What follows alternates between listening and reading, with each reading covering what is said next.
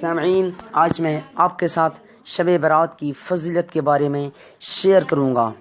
اس سے پہلے آپ لوگوں سے گزارش ہے کہ آپ لوگوں نے میرے اس نئے چینل کو سبسکرائب نہیں کیے ہیں تو جلدی میرے چینل کو سبسکرائب کریں۔ شب برات کی رات تمام انسانوں کے نام اعمال رب قدیر کی بارگاہ میں پیش کیے جاتے ہیں، اور جو شخص اس سال پیدا ہوگا اس کا نام لکھا جاتا ہے، اور جو لوگ اس سال دنیا سے رخصت ہونے والے ہیں ان کا نام مرنے والوں کے لسٹ میں لکھ دیا جاتا ہے۔ شب برات میں اللہ تبارک و تعالی ارشاد فرماتا ہے کہ جو نیک بندہ ایسا ہے جو ہم سے بخشش مانگے تو ہم اسے بخش دیں گے، کوئی رزق مانگے تو ہم اسے رزق دیں گے۔